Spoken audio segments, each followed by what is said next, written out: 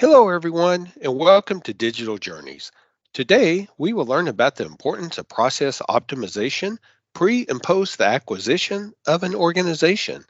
Jim Holman and Nita Sanger will share their expertise pertaining to integrating technology platforms and other processes in order to minimize any disruption that might come with an acquisition. So, with that, I turn it over to Jim. Thanks, Jerry. And now let's talk to Nita. Nita, why should leadership care about effectively integrating an acquired firm into the parent company? What's in it for them? What I would say is that there's three primary reasons why leadership should care about effectively integrating a company that they acquire. First, I would say would be that it actually is going to help them grow their revenues much more effectively, and actually increase customer stickiness. So when you think about it, like PE funded companies tend to do a lot of acquisitions, and they do that because they're trying to grow revenues really quickly. And most of the acquisitions that they tend to do tend to be either in like they have products that they have, they might do something not adjacent products or services, or they might be to extend into different markets. So what that ends up doing is that if you're able to do that effectively and integrate the company, then you're able to provide your client with a much more seamless experience, which makes them sort of more want to stay with you. So just for example, so if you're a company that does contract review and you acquire a company that does contract generation or does e-sign, that's logical flow. So if you're able to provide that seamless experience to them, that's actually going to help you grow your revenue so your client doesn't feel the need to then go to somebody else for some service that they might be needing. The second one, it actually helps you to run your business more efficiently, because what you're able to do is if you're able to integrate, you can actually create economies of scale. When you have integrated business operations, you probably can figure out you have a single ERP system where you're able to integrate information effectively. You can get rid of things which are where there's going to be removed redundancies when it comes to technology or even related to people and processes. And when you think about it, and this is something that you and I have been, working on, is basically if you are able to get accurate information, say how your inventory is running, you're able to run your business and not be delayed in actually providing products to your clients. So that's the benefit, that you're running your business more efficiently and effectively. And lastly, and this is something we've been hearing a lot in the market, that new buyers are not looking to invest in companies that have not effectively integrated their businesses. So those to me are sort of the three key reasons why leadership should care. So the last one is very interesting, looking at an integrated part of a portfolio as an asset for future sale. That's very interesting. Yeah. What challenges and barriers exist for leaderships to focus on pre and post acquisition integration and optimization? So these would be things that we would normally be thinking about. So first has to do with time. Time is a very scarce resource. You have a small leadership team which has to focus on growing revenues, running the business, and a lot of times what they're limited most is with bandwidth, where they would rather spend their time focusing on revenue generating activities and doing just enough as they acquire new companies, rather than spending time to actually think about end-to-end sort of business transformation.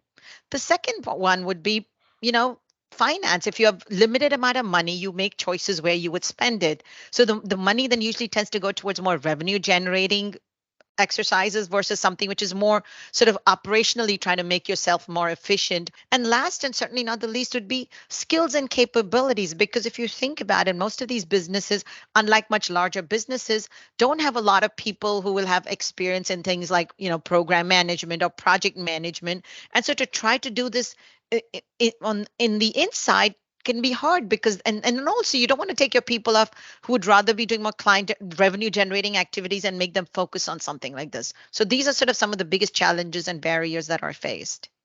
What does pre and post acquisition integration and optimization focus on?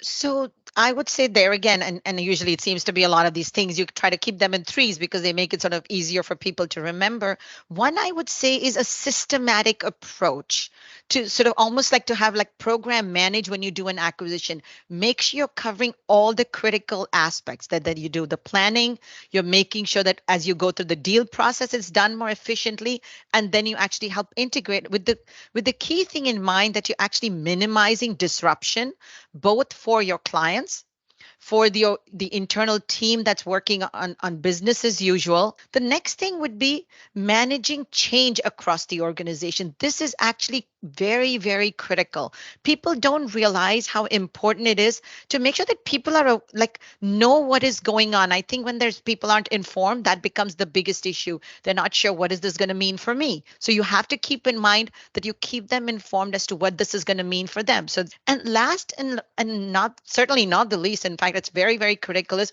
how you're going to market in a seamless fashion. So this is where it's becoming more important that you create a single platform, right, where you then bring all the tools and all this the new tools and services that you've acquired, you provide them to your client in a seamless fashion so they have a single place that they can go to where you're able to provide all your firm's capabilities.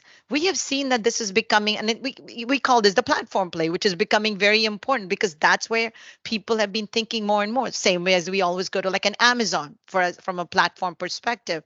So I think those to me are the three areas where it's very, very critical that focus on these three areas: program management, change management, and creating like a platform place you're offering your clients that seamless experience to coming to your organization.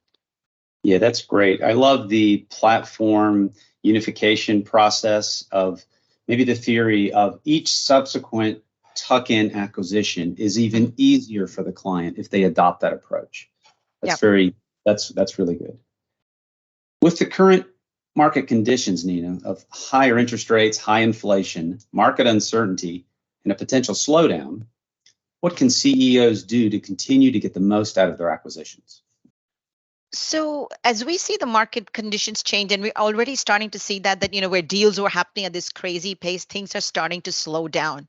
So what I would say is this actually provides a lot of the leaders with an opportunity to sort of think about. So first I would say is what they can think of is maybe almost create like a scorecard. You've done acquisitions in the past when you were so busy doing them that you didn't have a chance to think about them, but you did them with certain expectations. Go create a scorecard and actually sort of say, okay, what happened to the ones that we had done earlier? Did they achieve what they were expected to? And what were the lessons learned? What can we be doing differently so that the next time you're able to do this much better? Then this is also an opportunity to say, hey, can I actually take a look at my operations, streamline them even before I make my next acquisition, and use that as an opportunity. So as you optimize your existing operations, so you're bringing in the new entity into an optimized business. And so you're able to then sort of integrate them much more effectively and then generate the revenues that you expected from them much more quickly. Then as you're doing all of these, one of the things people tend to forget is all these security and privacy issues. As you're bringing in new technologies which are built on different platforms, there's going to be a need to sort of think about, have I made sure that all my clients' information is safe and secure? If they were like, and so make sure that you think about that in an integrated fashion. And last and certainly not the least, which is very, very important, is talent. As we all know, there's this huge war for talent. The key to now think about this as you're bringing, so you want to retain all the right people, the ones who are actually going to help you grow your business. When you have a little bit of a breather, when the market's slowing down, to use this as a time to sort of say, to almost a little bit of getting a house in order so that going forward, you're actually able to sort of make sure that as you bring in the other companies, you're actually able to move much quicker and more efficiently and generate revenues even quicker. Thanks, Nita. If you'd like to learn more about how Cherry Bekaert can help you with pre and post acquisition integration and optimization, please contact us. I would like to thank Jim and Nita for their insights today. Stay tuned for more digital journeys. And as always, feel free to like and share this podcast.